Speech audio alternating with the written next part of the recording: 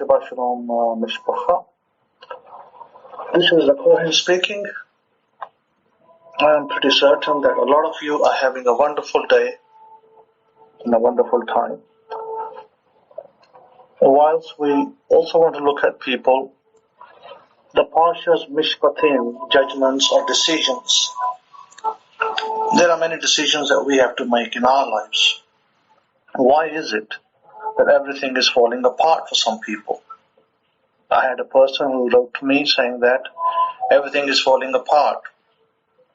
Oh, I don't want to do this with the heathen. I don't want to get circumcised through the heathen. I don't want to go to the heathen. I don't want to do this. I don't want to do that. Things are falling apart. Nothing is working out. Is that you? My question is, when did God call His creation heathen or not heathen? You become part of the covenants and become chosen, or you remain outside the covenant, but you're still creation of God. You cannot be called heathen by any definition. Nations, yes, goyim, Hebrew word is for nations. Goy is for a person of that nation. And the Bible translates in some instances as heathen, which is totally inappropriate, a misleading word used by King James translators, which misleads people. It sets up classes. Classes, one person saying that I am better than you. We've seen these classes happening throughout our history. Classes create division, they create hatred, and they create anarchy. Classes do not help anybody. If we truly believe, and we are all creation of God. Some people choose to believe God and become part of His covenant. Other people do not choose to believe God and remain outside of His covenant. That's about as simplistic as you can put it. I live amongst the children of Abraham. I live amongst the sons and daughters of Abraham. That is what I believe, and that is what is true in the East, and is true in the West as well. But what you believe is what you create, and what you create is what you bring out. So a person saying that I don't want to go to a heathen doctor, that's totally inappropriate wording to use. What do you want? You want a blessing or a curse? You're already cursing yourself by saying that. What did you just do? You cursed yourself. You have 100 doctors around you that can perform a small act of circumcision, which is a covenant right that the Hebrews received from God.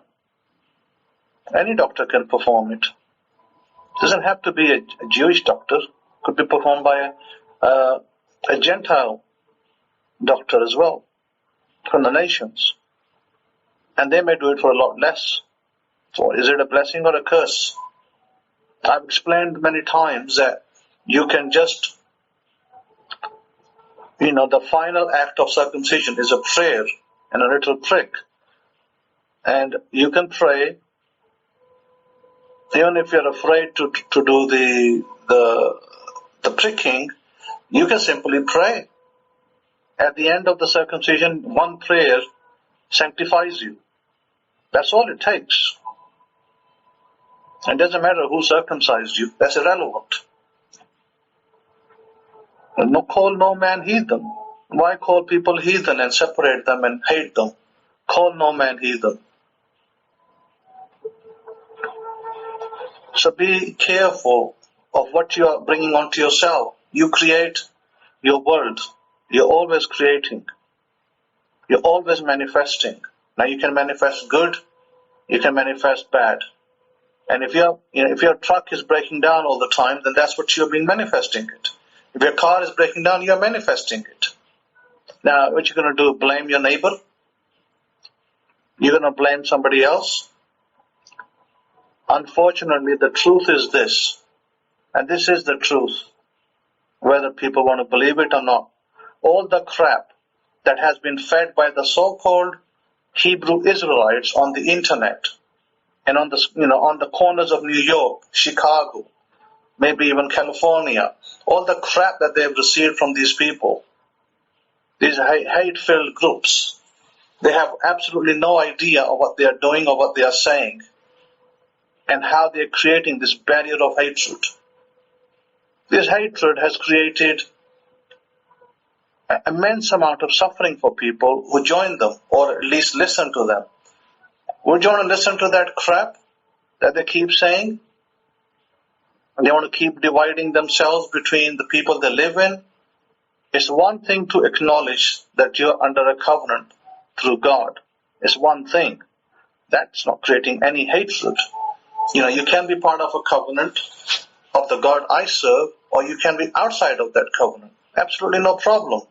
You can be the house of Israel, or you can be the house of nations out there.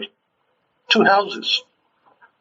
You can be part of the house of Israel, or you can be part of the house of the nations. The house of Israel is part of the covenants. The house of the nations, they have their own different set of beliefs and systems. And we are not asked, we are not commanded anywhere, we are not asked anywhere in our holy books to go and reach out to them. We are not asked to knock on their doors. We are not asked to hate them. We are not asked to debate them. We are not asked to do any of those things.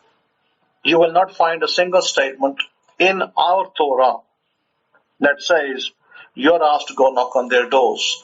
You're asked to go visit them. You're asked to go challenge them. You're asked to go and do anything evil to them or bad or speak ill about them. Or no way you're not allowed to do business with them. None of that exists. So when you start saying that you don't want to do it, then you created for yourself that dilemma, that problem. Now, you're manifesting all the crap that you have asked for. When you ask for crap, the result is crap. When I went to the engineering university, I studied in England, I was told garbage in, garbage out. If you put garbage in, garbage will come out. This is what you're doing. You're putting garbage in, garbage is coming out. And now you're wondering why the heck garbage is coming out. Why am I not receiving blessings? Why am I receiving garbage? Oh, it must be his fault over there. It must be that person's fault. Oh, it must be him. But yet your finger should be pointing towards you. You're the one at fault. You're the one who needs correcting, and you're the one who needs cleansing and changing. When you start making statements like, I am blessed, I am chosen, I am highly favored, I am in high demand, money loves me, money comes to me from everywhere, I'm so hardwired for wealth, money comes to me from everywhere. When you start making these statements about yourself, then life can never be the same again. You will never complain. When you are making these statements every day about who you are, when you look in that mirror in the morning and you see a beautiful person, and you don't see this person who is miserable, who's lacking, who's crying, who's whining about other people, and calling other people heathen and this and that and the third, giving them the third degree, whilst all the time thinking that he's done nothing wrong, then of course the problem is right where you're standing, right in front of the mirror. Look in the mirror, it's right there. How about you change yourself internally? What you see on the inside world is what will reflect on the outside. Just think for a minute. The mirror can only reflect what it sees. The mirror reflects you to the outside world. So if you're the mirror and you look at yourself and all you see is hate-filled individual, then that's what you're going to come into your life. Negativity, hatred, bias against other people, hatred for different races of people, and that's what you're going to get. It is high time that we drop this hatred. It is high time that we stop this class that we have created, class system. Class systems have always brought about hatred, wars, fighting, and death, destruction. It's never brought peace. The class system can never bring peace. Once you remove the class from yourself, things will start to behave very normal, and you will start to be on the trajectory, on an up towards your blessings that you deserve, that you must receive. But that cannot happen by hating people. That cannot happen by saying that I don't want to do this with that doctor. Gentile doctors. Even using the phrase Gentile sometimes I think is kind of weird. A doctor is a doctor. Male or a female doctor is a doctor. They have a job. They have an oath that they're given. The Socrates oath that they've given, Hippocrates oath that they're given, that they are going to serve mankind and treat them appropriately with kindness. That's what doctors are there for. And if you have failed to understand that, then you fail to understand the profession of being a doctor.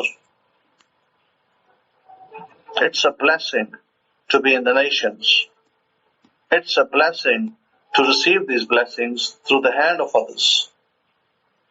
Instead of saying that I can't do this, I'm having this problem, I'm having that problem, I'm having this, counting all your problems, I'd rather count on the blessings. Thank you, the Master of Heaven and Earth. Thank you for the blessings you give me.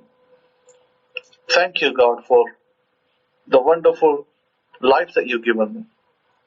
Thank you, Lord, for the wonderful blessings that you endow me with. Thank you for putting great people in my path. Thank you for making my connections with wonderful people. Thank you for putting people in my path that love me. Thank you for giving me a kind heart, a discerning heart. Thank you. Thank you for blessing me. Thank you for sending your blessings. Thank you for the breakfast I had this morning. It was wonderful. Thank you. I enjoyed my breakfast. It was beautiful. I enjoyed my coffee. I enjoyed my eggs. I enjoyed it a lot. Thank you very much. Thank you. Thank you, Lord, for the water that you give me to drink. Thank you, Lord, for the wonderful place you've given me to live. Thank you, Lord, for the wonderful vehicle, for the wonderful car you've given me to drive. Thank you, Lord. Thank you, Master of Heaven and Earth. Thank you. Thank you, Hashem. Thank you, Adonai. Thank you for my wonderful life. I bless your holy name. Thank you. Thank you, Master of Heaven and Earth. Thank you for God of Abraham, Isaac, Jacob, and even Ishmael. Thank you. Thank you for this life that can be used for benefit to myself and to others. Thank you. Now, is that better to say thank you? Or is it better to say, I don't like that person, I don't like that woman, I don't like that man, I don't like that shopkeeper, I don't like that man over there, he's heathen, that woman over there, she's heathen. Is it better to say those unkind words and bring about negativity into your life? Or is it better to say good words and say, I bless that person over there. I bless that person over there on the right. I bless that person in the store. I bless that person working in Walmart. She served me and she's a great girl. Is it better to say that? One day I was driving. I had about 1255 kilometers of drive from one city to another. And you know what I did? I decided to do this. Instead of every car that overtook me or every lorry that I passed, instead of saying something bad about them, I said I'm going to bless them all. As I go city by city, I went through many cities. As I go city by city, I'm going to bless the whole land.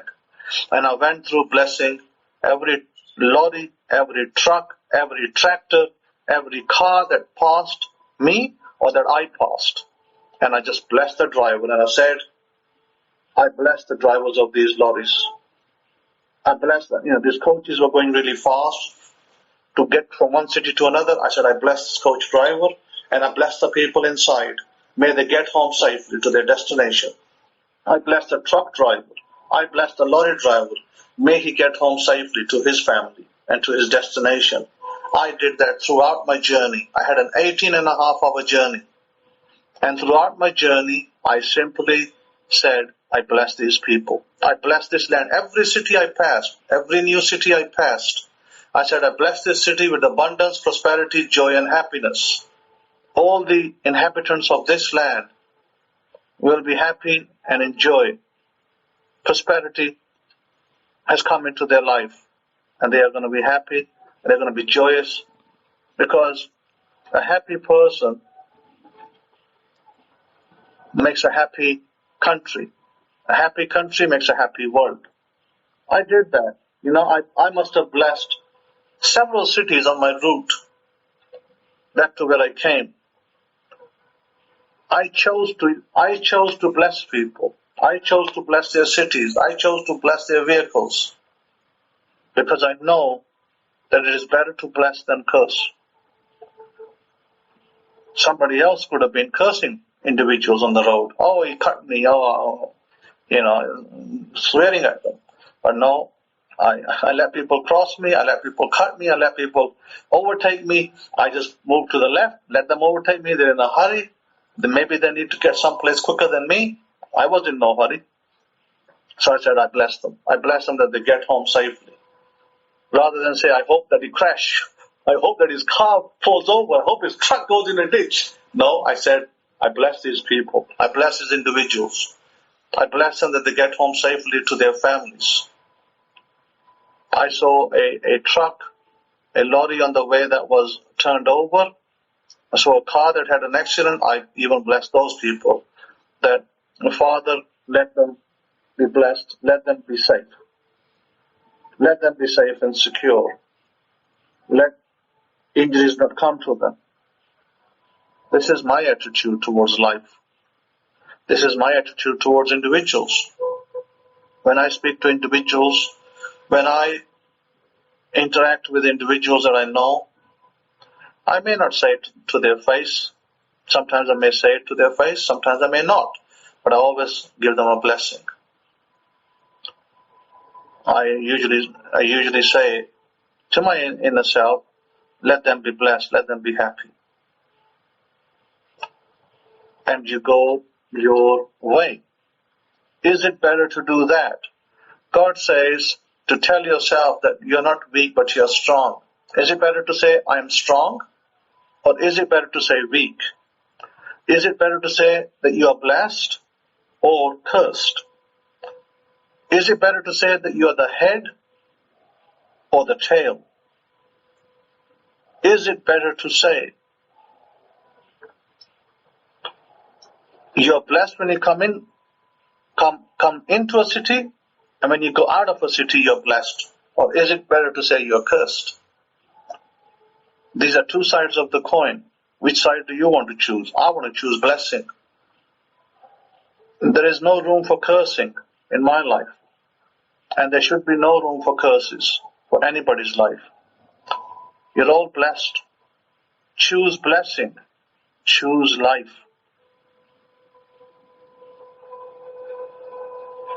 Out of your imaginations come all your blessings and whatever you believe in.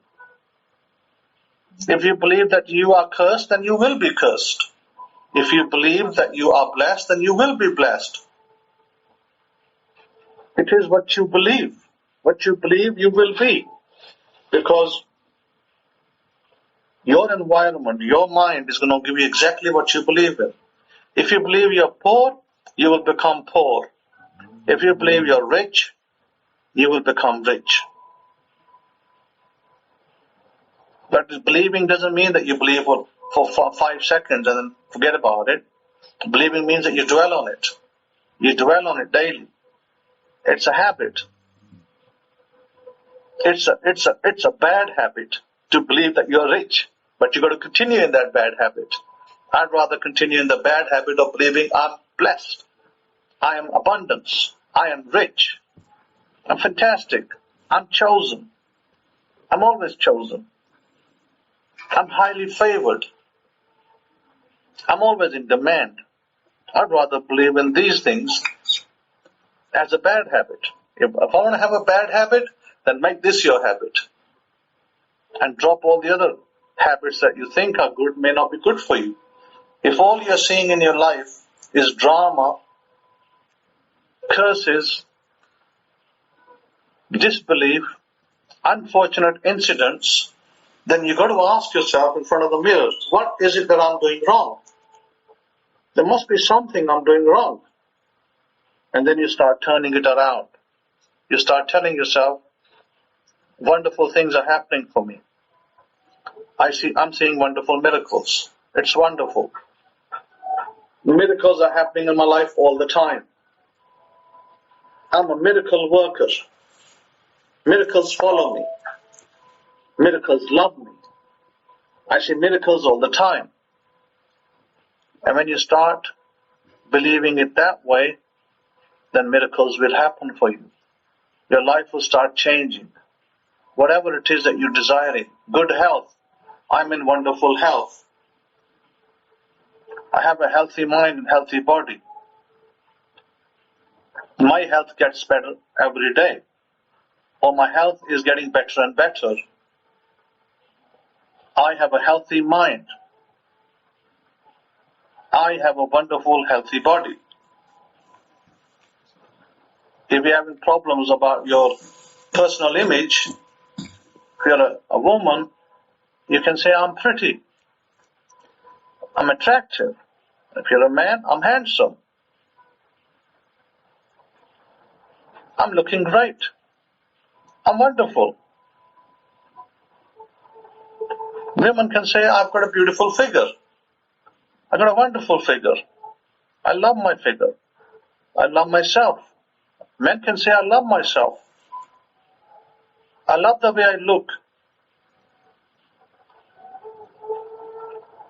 I look great. Even on a rainy day, I look great. And on a sunny day, I look exceptionally great. These are the kind of things that you need to be talking to yourself in your self-talk, in your personal dwellings, in your inside when you dwell when you dwell inside of yourself, when you're telling yourself. You don't need somebody else to tell you, but somebody might tell you that too, that you look great today. But you've got to tell yourself that first. I am great. I am wonderful. I'm fantastic. Here is a suggested way to better your life. Here is a suggested way. This will probably take only about a minute of recording on your phone app or on your Audacity. If you downloaded Audacity, that can work on a Mac, can work on a laptop, even probably work on a tablet and an iPad. Make a set of statements that you desire to have in your life. And those set of statements is what you're going to record. There are maybe 10 to 15 statements. Now, those of you who desire to become rich through the stock market, it's not difficult. Rather than moaning about your shares going down, now how about you start pumping them up? You can say, I have become a stock market millionaire. That's one statement. I have become a stock market millionaire. It was easy to become a millionaire. Those of you desiring to win the lottery jackpot, I have received a lottery jackpot. I have received a lotto jackpot. It's wonderful. I'm great.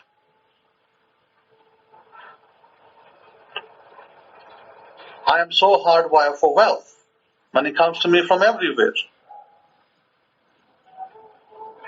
Those of you desiring to get into businesses, I get business opportunities all the time.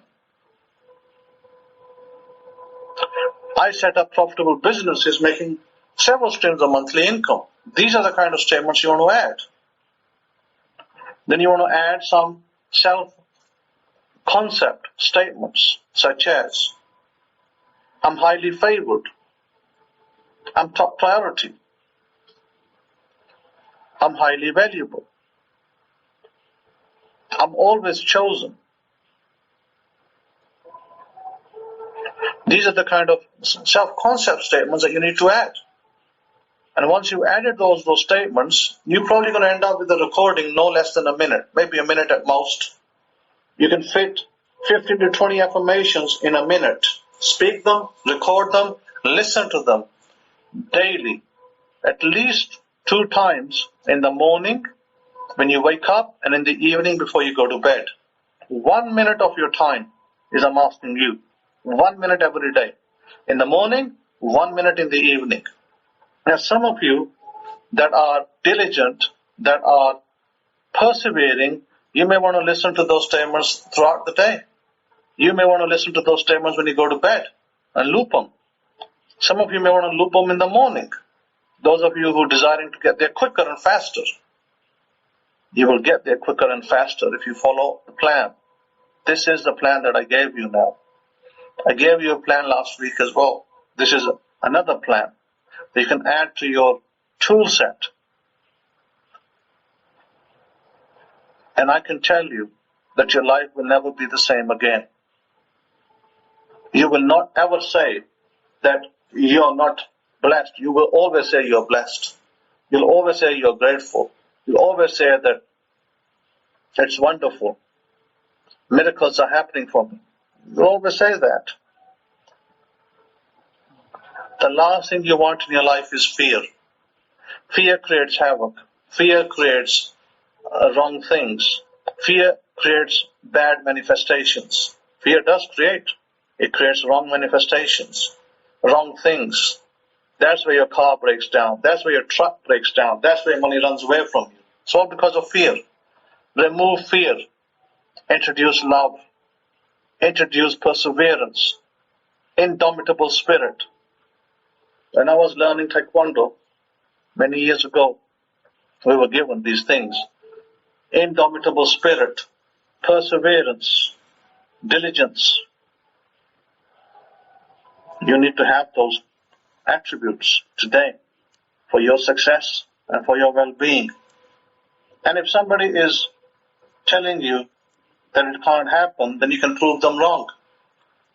You can prove them wrong easily by following through the plan I gave you, and you will come out wonderfully on top, wonderfully blessed. With that, I leave you.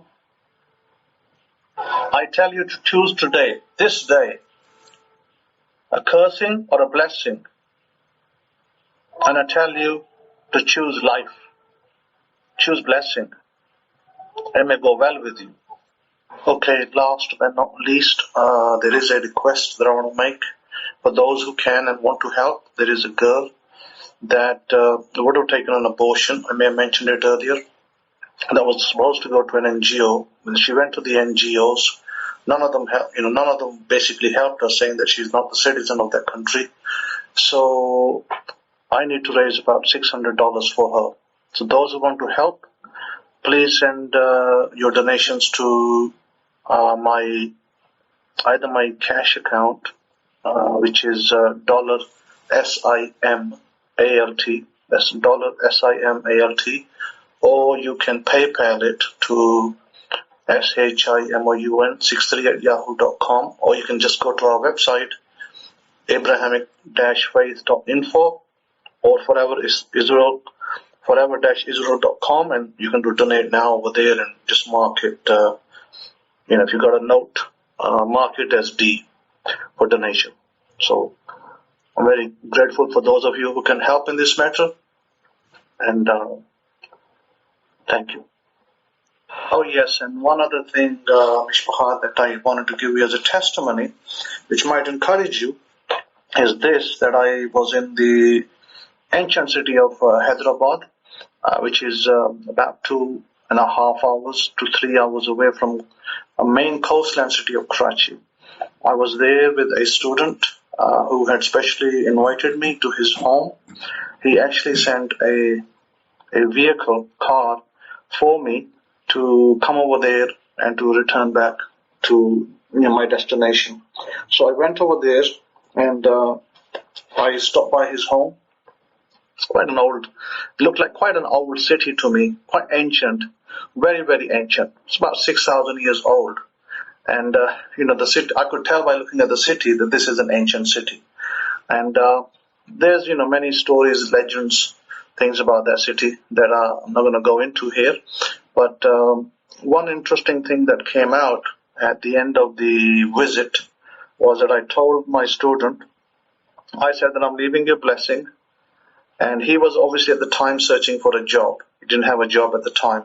So I told him, I'm leaving here. You'll get your job, and you will know if you were visited by a Kohen or a pastor. I said, if the visit was by a pastor, nothing will come about. Nothing will change. You'll continue to be unemployed, and nothing will happen. But if the visit was by a true Kohen, then your life is about to lift off, and you will know by yourself. I don't need to tell any more than that, but you will know. Anyhow, now that visit happened about roughly 2 to 3 months ago, and since then, this morning, I got a report from the man in that city saying that he initially got a job which was a fairly reasonable salary, which was about a month ago. He got a job about a month ago. He was quite happy at the moment when he got that job, but subsequently he made a better role in the same company at a higher, with a higher pay grade. So he was so very happy that not only did he get 2 jobs technically, one job and then one after the other with a better pay and a change of position, that he is now, his brother was telling me, elder brother, that he is now going around telling everybody that, you know what, I had a visit by a real Kohen and look at my life, it's changed. Look at the result. He is telling everybody, don't, worry about this, that, and the third, but just look at the result. Look at my life. And that should tell you who visited me. And so he's so very, very happy and jubilated, and he's so enthusiastic that he is telling everybody that I was visited by a real Kohen. And this is what transpired. So anyway, I'm very happy for him. Baruch Hashem. Very, very happy for him and his family that he has a decent job over there to support his family. Otherwise, he would have had to leave the city and look for work elsewhere. So I think, that's a tremendous, tremendous blessing. I sent him my shalom, and I told him to keep steadfast, and God will increase you more. That's that. And then his elder brother was the person whose home I stayed in. He assisted me in accommodation, and he took care of me while I was there for the week, 10 days. And he even stopped his business. He's a businessman in clothing business. He stopped it. He just said to his staff, he said to his workers, I'm busy with the Kohen. I've got a special person over here. I want to devote some time to learning Torah, and I'm going to shut down my business. And, he's getting calls from his suppliers saying, please send us some clothes that you've made for us. And he was like, okay, I need 2 days off. Then I will see what I can do. Anyway, so he kind of held them back. And whilst I was there, he was doing very little work, if at all. On my first visit, he was doing no work. He just completely shut down his whole system, and he said, 7 days I'm not doing nothing. He just didn't do anything. He just sat with me, and we just discussed various aspects of the Torah and various workings. And then next time I visited, he then shut his business again this time, but this time he did like half and half. The third time I visited, he did like maybe again, 60 to 70% of his work, and then 40% he didn't do anything. He said, I'm just going to wait till you go. So when I left, he had so many orders coming in. His backlog of orders was, my goodness, he told me that he said, I had such a backlog of orders. I had people, chasing me, I had, more orders coming in than I could imagine. And he goes, business is thriving. The business is so thriving that I just tell people, look at who visited my home and look at my business. I don't have to go out looking for work. Work comes looking for me. So great. Baruch Hashem. I was very happy for him and very happy that his business is flourishing. Baruch Hashem. What a great testimony of a blessing or a curse that you have. With that, Have a wonderful day. Shalom. We've been given opportunity. HaKohen is going to always give us opportunity. He'll lay it out before you. Now, you have to choose. You have to decide what you want to do with it. But remember, you're a doer. You hear later. Don't hear all that stuff, that cockamamie malarkey that's going through your brain and your logic telling you, oh, no, man, you could use that right now for this, or you could use that right now. No, I'm going to I worry about the hearing later. I'll pick up the hearing on the backside. I'm Israel. I'm a Hebrew. My God tells me if I do, then doings will come to me. The doings I desire for myself. But I gotta do. And I don't mean sit on the toilet or number two, but I gotta be doing. Now here's opportunity for us to do. Now, I would like to hear a report from my Kohen on how long it takes for us to get, to circulate that $600. It's not gonna take long. My guesstimation, it'll be done, by Monday morning. That'll be done and dusted. Boom. Bada boom, bada bing. It'll be done and dusted. Why? Because Israelites do. Hebrews do. And that's what we're supposed to be doing. So here's the opportunity, like our Kohen introduced it and brought it to me, is to help save a life. Baruch Hashem. And believe me, I see life as precious and valuable. My profession is to save people's lives. I do it every day. Saving lives. That's what I love to do that. That's me. I'm Israel. Our Torah is life. So what does that mean? We lifesavers. Baruch Hashem. I love Star Wars. How many of you Star Wars fans? Man, I'm a big Star Wars fan. Ever since I was knee-high to a tadpole, I just love Star Wars, man. I'm a big Star Wars fan. And now on Disney, they're coming out with all these other little things about Obi-Wan Kenobi, and they're coming out with things about Boba Fett, and you're getting all this back history, and I love this kind of stuff. But anyway, and you got what's that little Baby Yoda little character? Him, I like watching a little thing on him, but anyway, so it has a lot of wisdom in Star Wars. I'm telling you, you got to look to them stars. But anyway, Baby Yoda had to choose between the lifesaver and this particular clothing that would protect him, this clothing that was made out of some kind of stuff that would protect him. You see? And so Luke Skywalker said, okay, you got to choose. Are you going to choose the lifesaver and the way of the Force? Or are you going to go choose this way and put this thing on and go over here and be with your friend that saved your life back in the day and blah, blah, blah.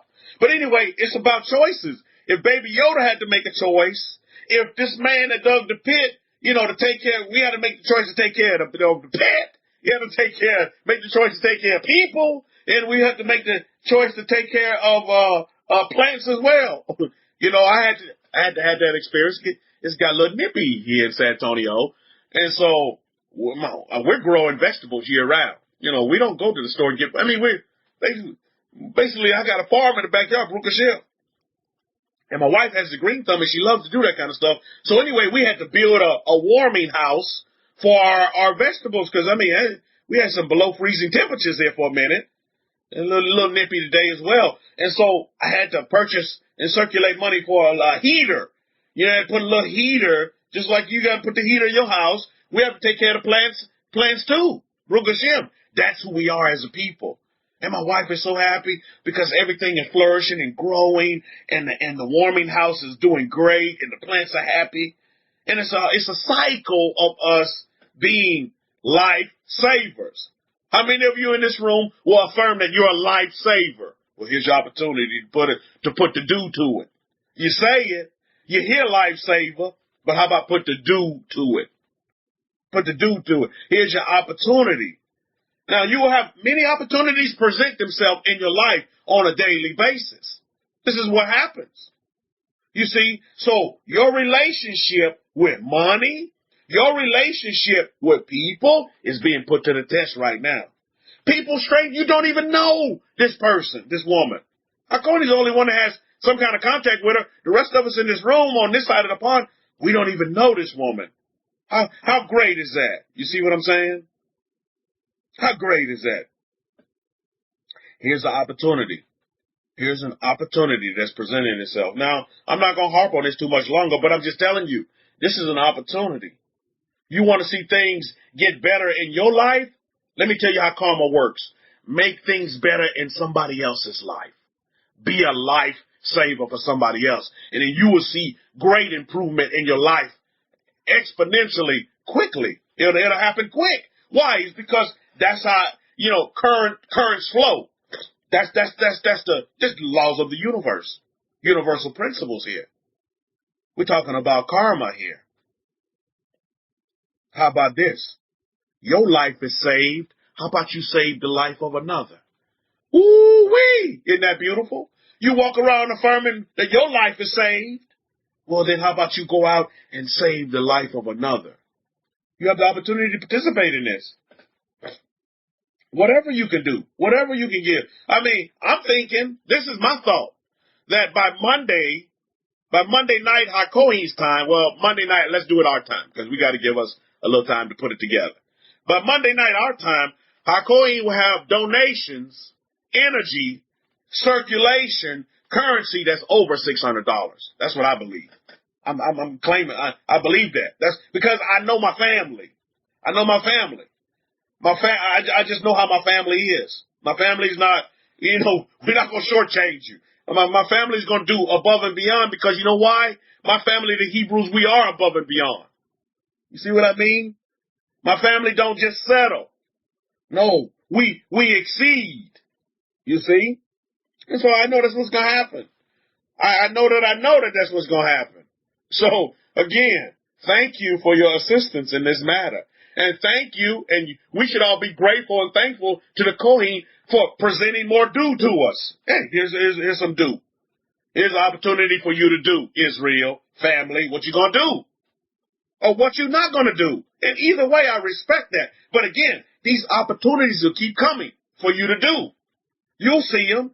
HaKohen don't have to present all of them to you. You'll see them in your life if you're looking for the opportunity to do.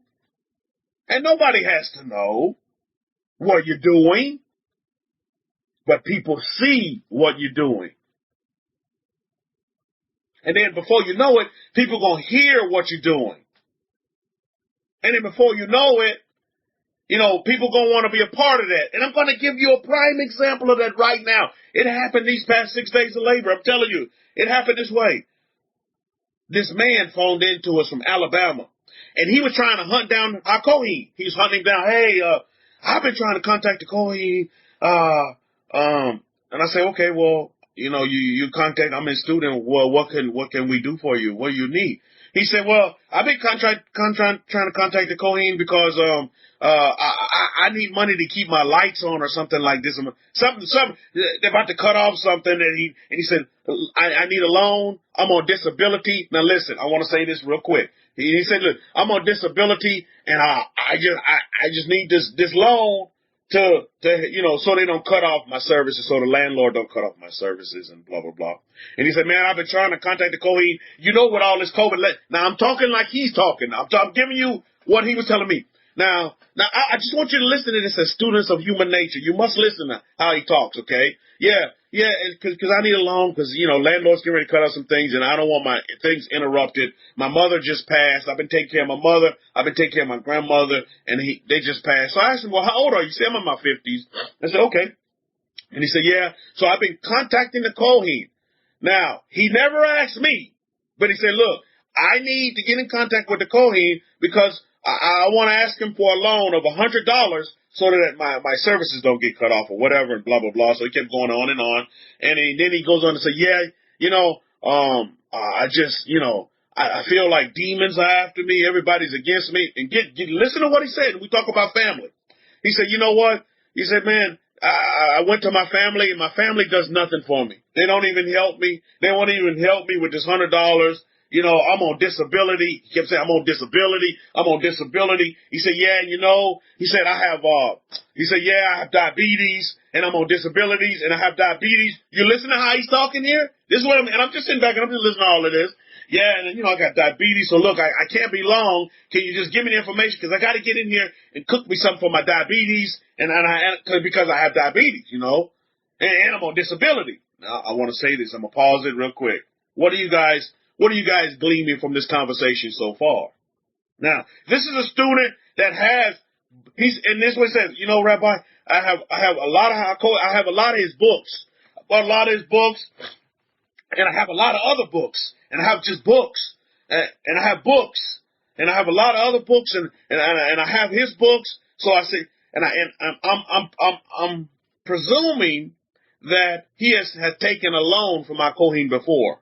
This is what I'm assuming. I'm say, well, if he's trying to hunt the Kohen down, then he in the past he must have taken some kind of loan from our Kohen before, and so now he's coming back to the well. So I'm like, okay, so he wants to get in contact with our Kohen because, you know, our Kohen helps a lot of people that we don't even hear about sometimes. A lot of folks get helped by our Kohen, and they know that they can come to him for help.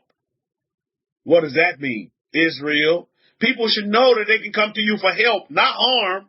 They won't stay away from you because they think you're going to harm them. They're going to come and cling to you because they know where help is. And they've been praying out to their gods, and their God's not answering them. But they go to the Kohen, and they get help, and they get results. You see what I'm saying? You get it? That should be the same DNA is in you and I as well. People should be attracted to you and coming to you for help. It don't have to be monetary help. It could be any kind of help, physical help. It could be, you know, emotional help, to where they just need someone either just to listen to them. Because a lot of folks don't listen these days. They love to talk, but nobody's listening. You know what I mean? Someone where they can just vent and just listen to you. How many of you've had that experience where people just come to you and you attract people and they actually come to you for some kind of help? Anybody? Put up a capital H if you've had that experience. I mean, that's who we are as people. So this man, he said, and he kept going on. Hey, I got to get in contact with our Kohen. I said, well, you know, he's in Pakistan right now. I said, you can shoot him an email and you can contact him that way.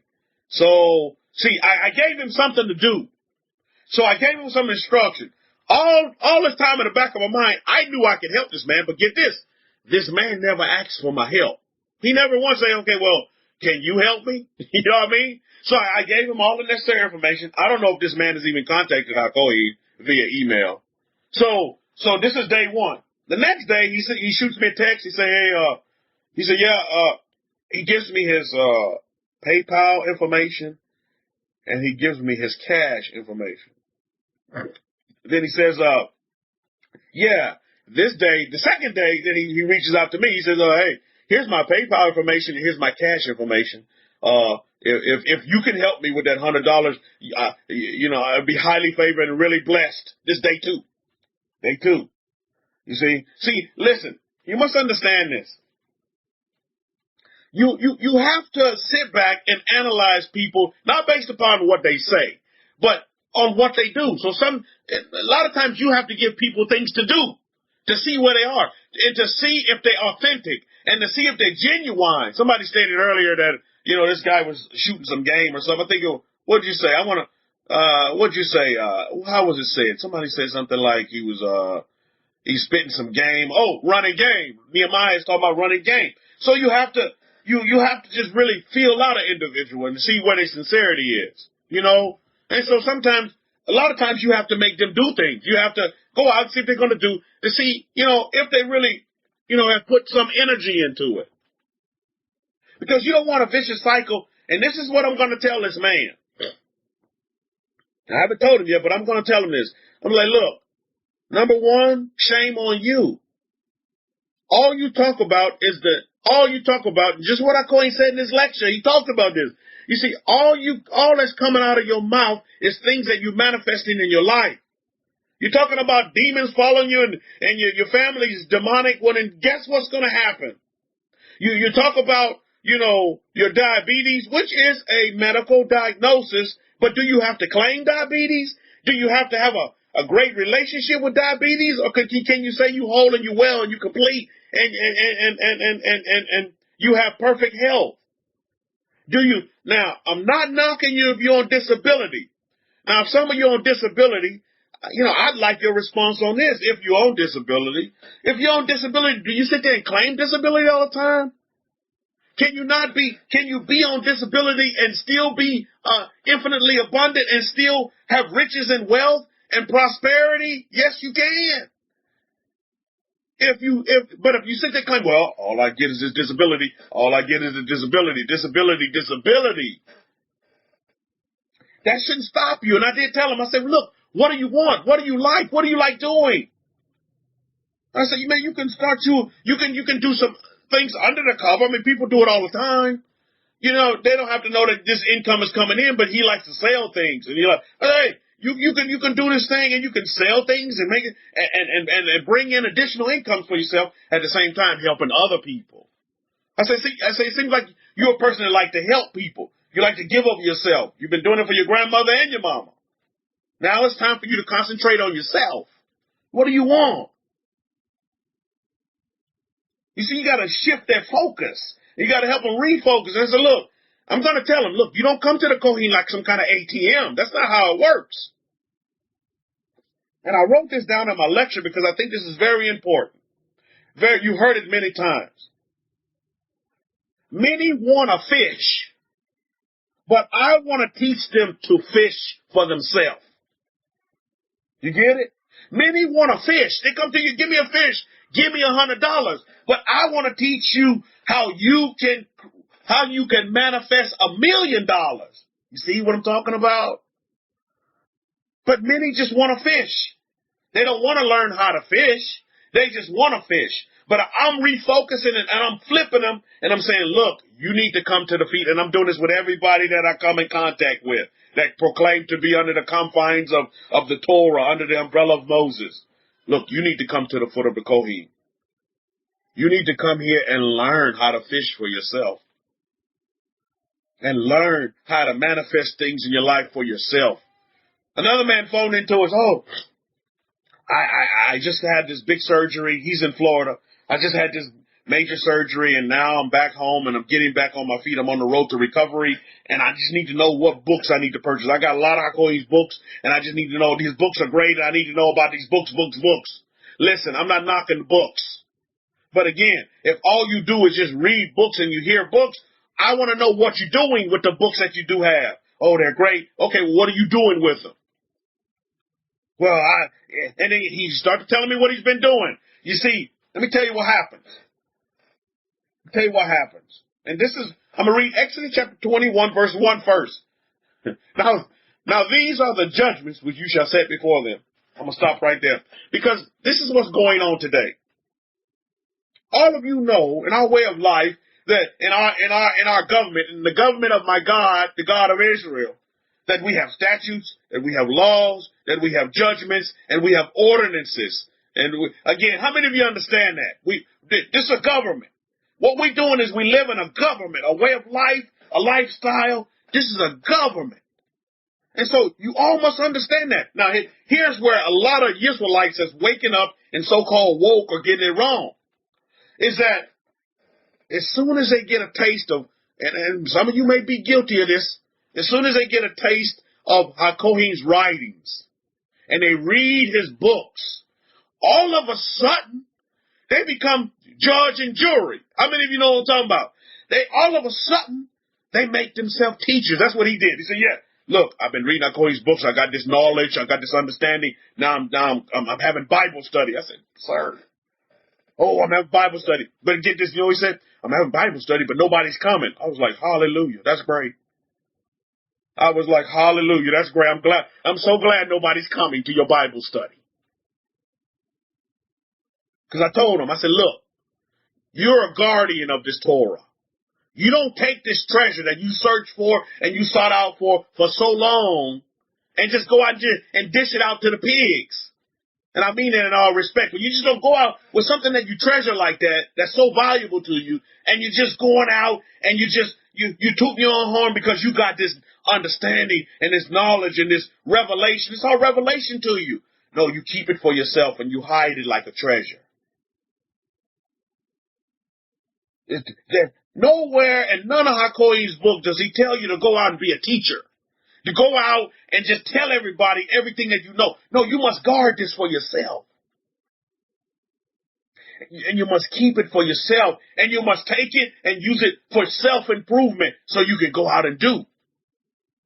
See, he had his formula all backwards. He's like, man, I just need another. I need another book. So what's another book you recommend? So I got him into that Perfect Law now. I got him into the Perfect Law, and I got him into some Bullseye. So now he can begin to focus on himself. And, well, Rabbi, only 2/3 of Israel going to do this. I said, look, don't sit and give me them old numbers. I don't want to know about the 2/3 of Israel. I want to know about you. What you want, what you desire for yourself. You see, you got to bring his focus back because he's still carrying that baggage of the conditioning of religion. He want to have Bible study. You know what I asked him? I said, show me anywhere in our first 5 books, in the books of Moshe, in the books of Moses, where our ancestors, the Hebrews, had Bible study. Show me, please. Just show me. Give me the verse. Because he started wanting to quote out verses from the New Testament and blah, blah, blah, and blah. Again, I said, no, sir, I don't want all that. I don't want that. I want you to show me in our first 5 books that you claim and you embrace. You just told me you embrace it and you claim that. Show me in there where our ancestors and Moses sat down and had Bible study. It's not there. You know what I mean, Rabbi Zachariah? It's just not there, right? So why the hell are you trying to round up people for Bible study? That's conditioning. That's Christians. Christians do that. Christians in a heartbeat. Hey, let's have Bible study. I don't know if the Christians over there in Pakistan are like that, Akoi. Do they like to come together and just have Bible study, Akoi? Do they do that over there too? That seems to be a thing with the Christians. They love to, Catholics don't even like to have Bible study. I was Catholic, altar boy, catechism, did all that. We wasn't big on having freaking Bible study. Bible study wasn't important. We just had to continue to go through the motions. But this guy, he wants to do, oh yeah, well, what's another great book? I said, do you have the Abrahamic-Faith Bible? He said, yeah, I have that. I said, look, that's all the book that you need. But I see now, look, this is what I had to give the revelation on. Look, sir, you can have all the books that you wanted. Even this other guy. I'm going to tell you about the other guy before. The other guy with the diabetes and he's on disability. He said, I asked him, I said, say, you seem to be having all these troubles in Alabama. Maybe you need to pack up. You're 50 years old and some change. Maybe you need to pack up and move to better surroundings for yourself. Start anew and start afresh where you can flourish and grow and do great things and be a light to your nation. He was like, yeah, Rabbi, that sounds great. But I got a lot of books. I got a lot of books and, what's going to happen to my books? I'm like, what the hell? He said, yeah, I got this book on black consciousness and all these. I'm like, look, sir, number one, I'm not black. And number two, I don't know what you are yet. If you claiming that you're black, then keep your black conscious book. But I want to see him begin to do things. And I'm opening up his horizons to where he don't have to stay in Alabama. And I told him, I said, sir, you in Alabama. I said, that's one of the, you in the South. And are you going to claim what they want to call you as a black? I said, I don't claim black. I'm Hebrew. I'm not black. I don't claim that. Again, I say, look at how you're still conditioned to how they think. I said, you too. And I'm going to tell them. I haven't told them yet, but you too. Now, you need to come back and you need to embrace the Kohen. You have all these books, but let me make this point. What good is all these books if you don't have the understanding on how to make proper judgment? Understanding on ordinances. Understanding on our commandments and our laws and our decrees and our ordinances. If you don't understand, if you have all these books, you get all these books. What good is it if you don't know how to apply it in your doing? Those books are worthless. If you cannot begin to take those books and become a practitioner of what the instruction of the book is telling you to do. You can sit there and call these books great until the cows come home. But are those books making your life great? You see what I'm saying? Books. Both of them, they're always talking about books. Well, what are you doing? The Abrahamic-Faith Bible. What have you done with that to better your life? You see what I mean? What are you doing? What's your doings? When I talk to folks, I want to know what they're doing. Well, I'm doing this and I'm doing this. Oh, this other one he wants. And look, if you have really taken those books, especially the one on disability, you wouldn't be asking for $100. You'd be wanting to say, hey, where can I give a donation, a shalom offering to the Kohen, giving him $100? I'm trying to get in contact with the Kohen so that I can give him something from the abundance that I'm receiving, for the blessings of these great books that I have taken and I have applied in my life, and they have propelled me to another level. I'm not looking at the limitations of being disabled or on disability. Don't hang on to the limiting thought process. Don't limit yourself. There is no limit with this Torah of Moshe. You can be, do, and have whatever you desire. Don't let man's thinking, the thinking of the carnal man in these nations that we live in, limit you. This other man, same thing. Well, black consciousness. Well, I'm not black. I'm not limited to being a black man. No, that's not me. I'm a man of color and I'm Hebrew. Period. That's it. I'm Hebrew. Period. We don't have to go into all that other stuff. That's not me. You see what I'm saying? So these were two examples that have happened this week. And so when we talk about judgments, because that's what I want to talk about, as a guardian of this Torah, it's very, very important for us to understand. And you are guardians as well of this Torah. And I'm seeing a lot of misjudgments that are being placed in the name of the Torah in the wrong way. They're misusing and they're judging wrong. This man want to sit here, this teacher, oh, well, the Christians this and the Christians. Leave the Christians alone. Leave the Christians alone, man. And I told him to go read from his parsha. Exodus 22 and 21. You shall neither mistreat a foreigner nor oppress him, for you were foreigners in the land of Mitzrayim. So don't sit here and run the Christian under the bus. You a foreigner in the Christian land. You the foreigner. The Christian is doing what the Christian is supposed to do in his nation, in her nation. What are you up in arms about? Why? Because he got a little juice. He got the juice. He got the knowledge, and I'm telling you, it's very easy to fall into that trap, right? I know. I used to wear the super Hebrew cap. Man, I went booty wild when I got this understanding, and my family unfortunately suffered for it. Because I threw Christmas trees in the trash can, presents that were unwrapped in the trash can, and man, that was totally wrong to do. Totally wrong to do. Right, Rabbi Zechariah, that was totally wrong to do. Super Hebrew, I got this, no, man, we thought all that shit, told my neighbors they white Jesus was fake, and oh, man, that was a wrong. I had to go apologize to my neighbors. Ended up, but you know, everything happens for good.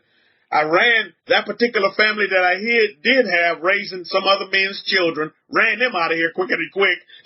You know, believe me, they thought I was the devil. I'm telling you, they thought I was the devil. They thought I was the devil. Burned it, threw away their Christmas tree, Christmas presents. Man. So ran them on out the way because Cohen had already told me, look, man, you're going to have a son. And I'm like, well, I can't be with this family, raising somebody else's children. You see, there's always good in every situation.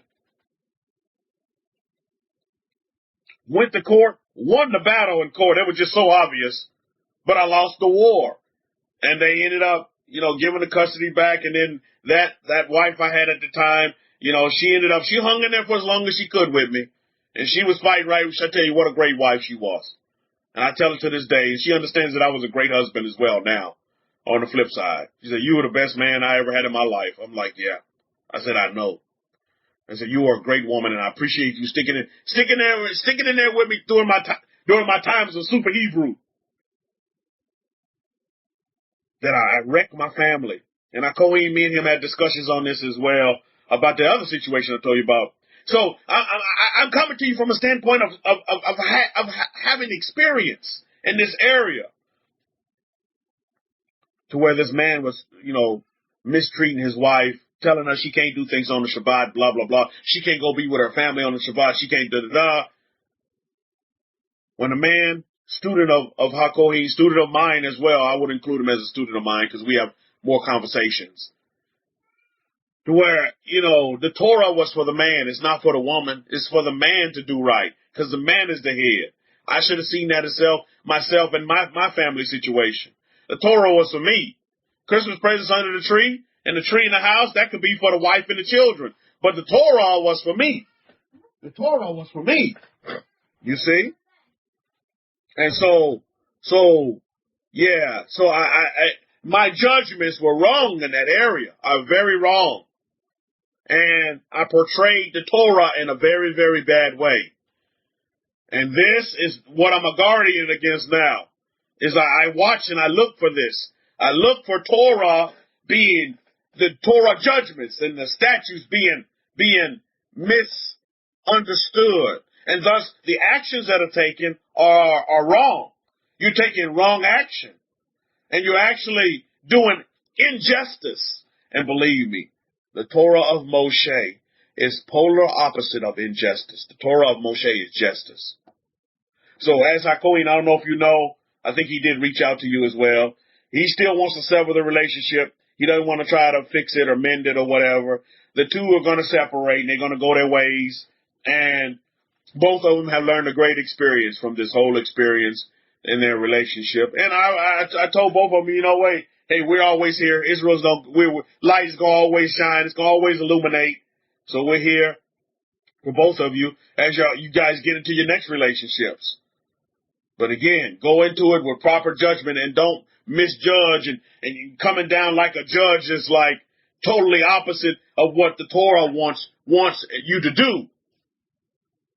Because you get a little knowledge, you get a little understanding, you think you know it all. No, you need to cling even more to the Kohen so you can really understand that our way of life is about compassion. It's about love. It's about being fair and just in every situation and every relation that you encounter. It's about just like even with the pit here, with the owner in Exodus 21 and 34, and the owner of the pit shall make it good. We about making it good for humanity.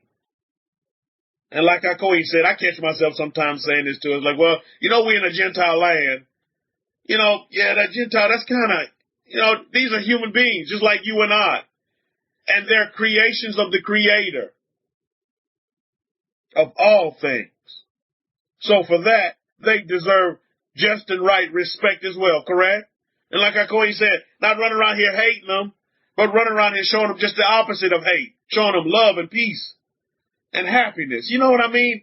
And showing them, look, maybe you're not happy, but I'll be happy for you. You know what I mean? And sometimes that makes them more angry because they're like, damn, I cannot seem to make this individual upset and mad and angry at me. The more I use this vulgar language and do all of these things to him, he continues to be compassionate and loving toward me. Wow. That's Israel. Now, don't take that for weakness. Because you break in my house, you harm my family, you will be dealt with. Believe you me, you will be dealt with. Because what led you in, Brother Davis, is going to lead you out. Because you're going to be led, you're going to be so full of lead, you're going to wish you would have never led your way into doing anything to harm my family. Don't mess with a Hebrew's family, I'm just telling you that. Don't take our kindness for weakness because it's far from that. It's far from that. You see? Because I'll facilitate karma coming. You're going to steal from me, I'm going to put some steel in you.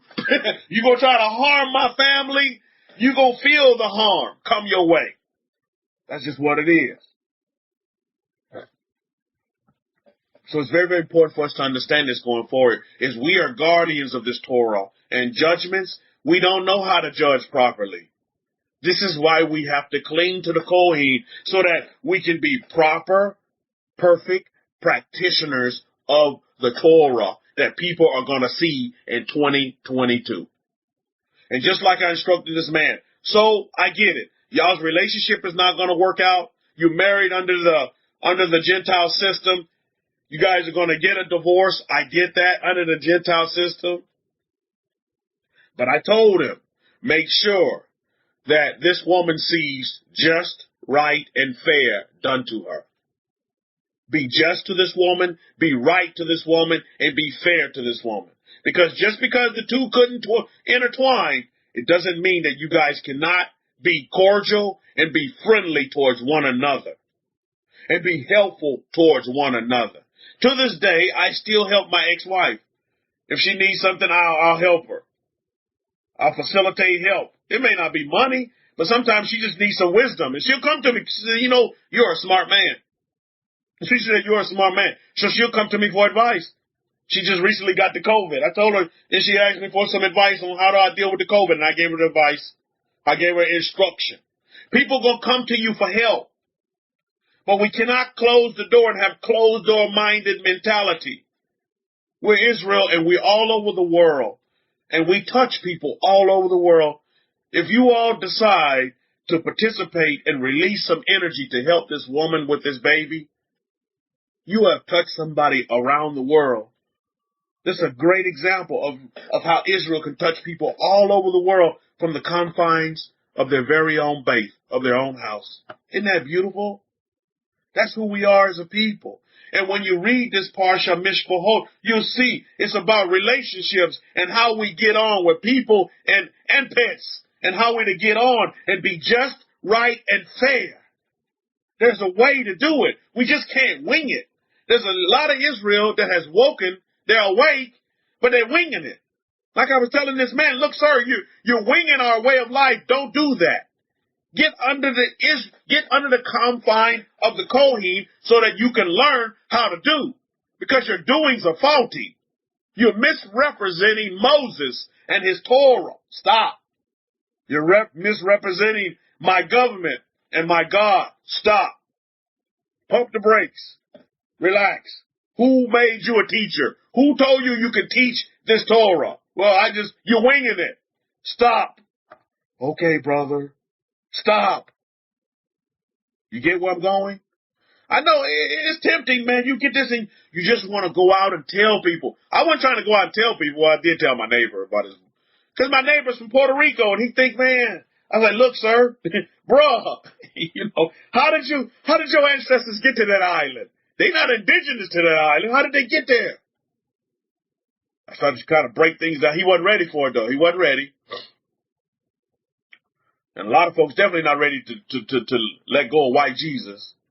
And still, a lot of Israelites are hanging on to Mashiach. Mashiach. Oh, you begin talking about Mashiach. Well, when Mashiach comes, then everything's going to be corrected. No, sir. Things can't be corrected right now. I don't have to wait for Mashiach to come to get my redemption. I already have my redemption. I'm a Hebrew. You see what I'm saying? Shabbat shalom, now, Sean. What to? I'm a Hebrew. I don't have to wait on my redemption. I already have redemption. See? The hiccup of Mashiach. Mashiach, well, we got to wait for Mashiach. You don't have to wait on anything, sir.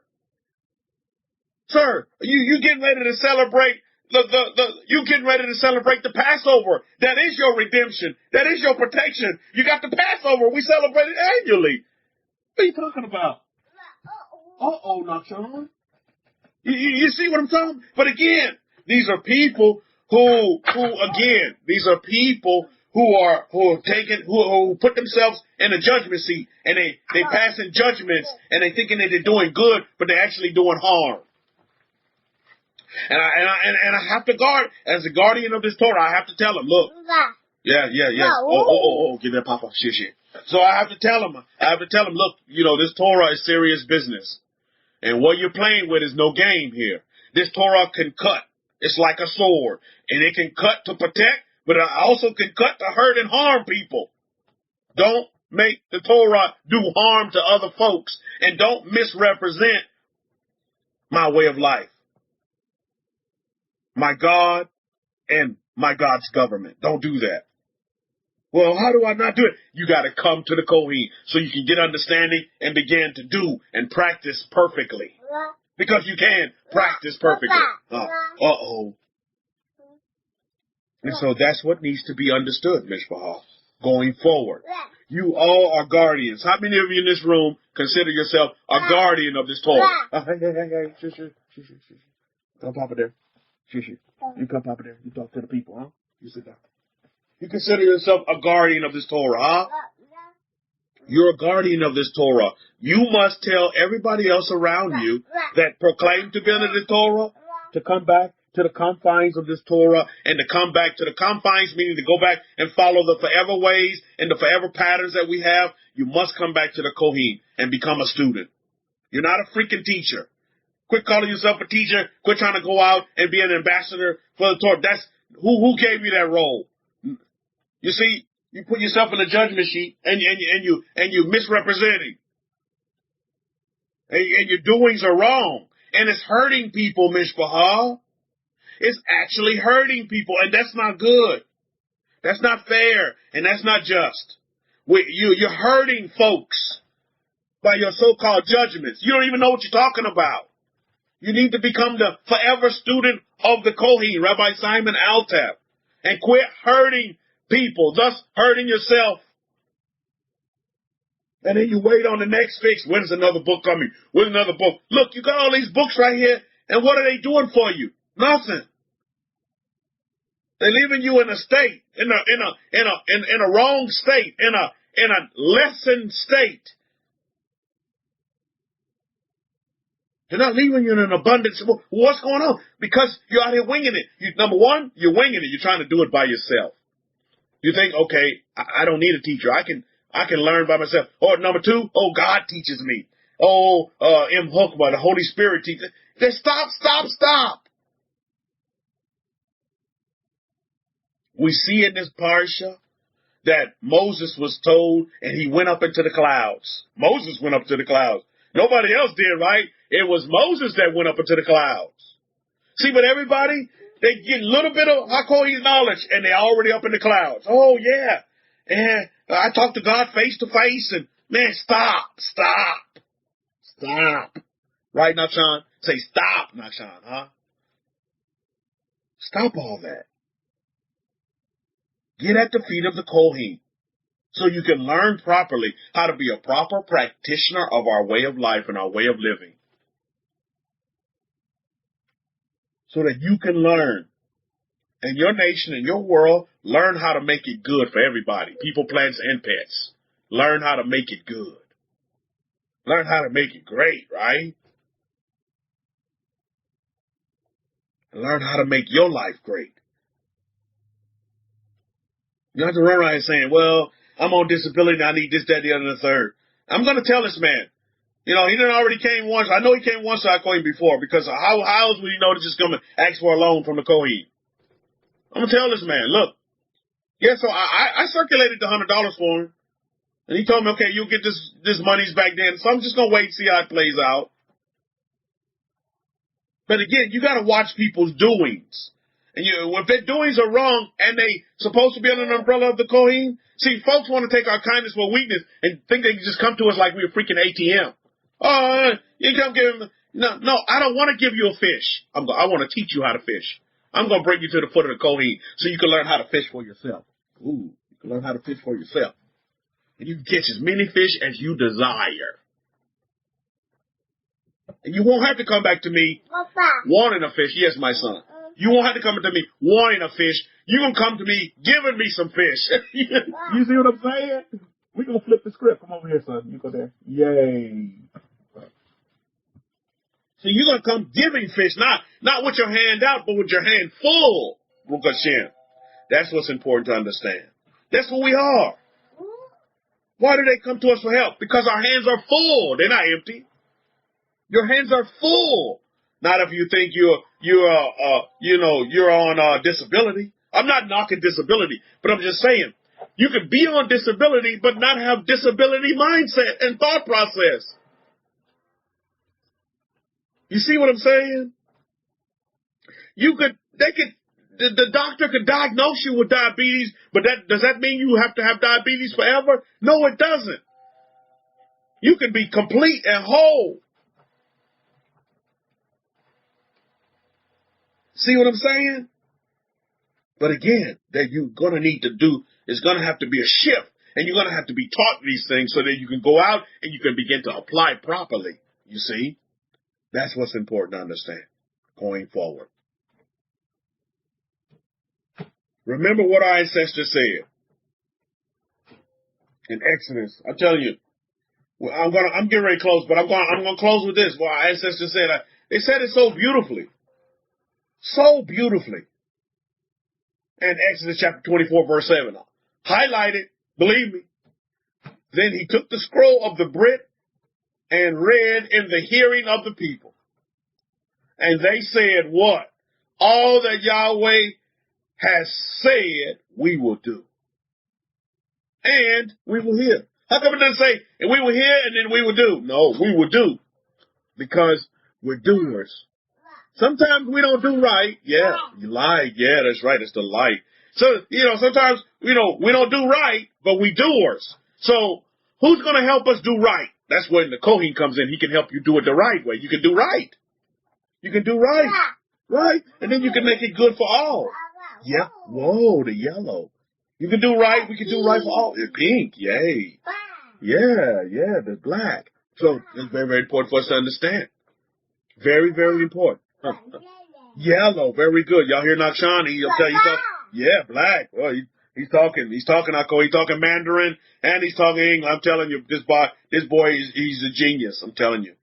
He's a genius. He's a beautiful son. He's going to do great. He's going to help many people. He's going to help many people. He's going to do great things in this world for a lot of people. Right, Nakshan? Nakshan, you are Hebrew. Yeah. So, again, it's very important for us to understand that. Very, very important for us to be doers. So, let's see. I'm going to sit back. And I'm going to tell you, I'm putting it out right now. This is how it's going to go down. By Monday night, my time here, Central Time, our Kohen will have the necessary energy, currency to take care of the needs of this woman going forward. That I'm calling it. It's going to happen. That's how it's going to go down. And all of you have an opportunity to participate. So let's just sit back and see what happens. Sit back and see who does, and then who doesn't. I mean, so be it. Either way it go, I'm happy with your family. But the question is, are you happy with yourself? You know what I'm saying?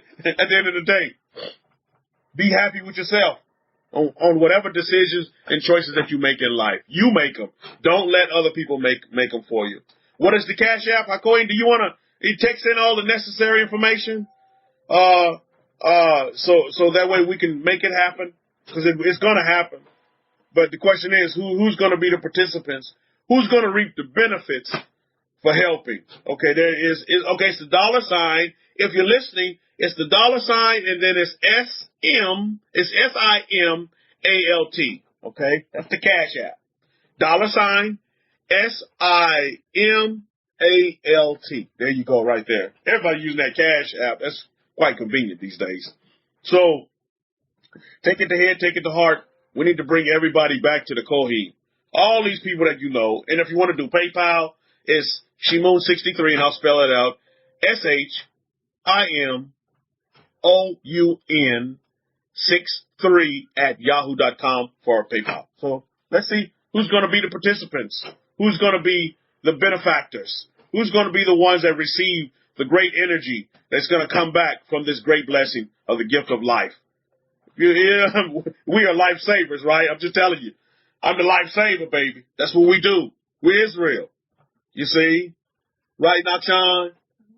We're the lifesavers, right? So on that note, I'll wrap it up for the Shabbat. I'll say Shabbat Shalom and Shalom Shalom to all of you, Mishpachah. Have a great 6 days of labor ahead. Be mindful of the opportunities that you do have to help and to do great and marvelous things for your families and for those people that are around you, that come to you. They're going to come to you. Believe me, they're going to come to you. It may not always be monetary, but they may come to you just so maybe they have somebody to listen to, or just so you can give them some wisdom. Just so you can give them some wisdom on what they need to do going forward. We have great resources. We have, I noticed that. We have great, we sit in many different seats, and we have great opportunity. I was surprised at, all the different resources that I can pull from. I get what Akoy says now. When, you know, and not that I have to go out and use those resources. I may never need them, but they're there. When somebody needs help, if I can't help them, which I can point them into the right places where they can get help, because we have connections and we have great relations with all of humanity.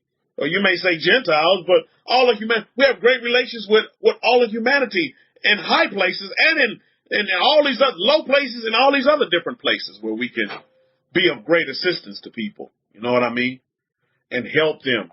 And like it said in our Torah, and to make it good for them, make it great for them.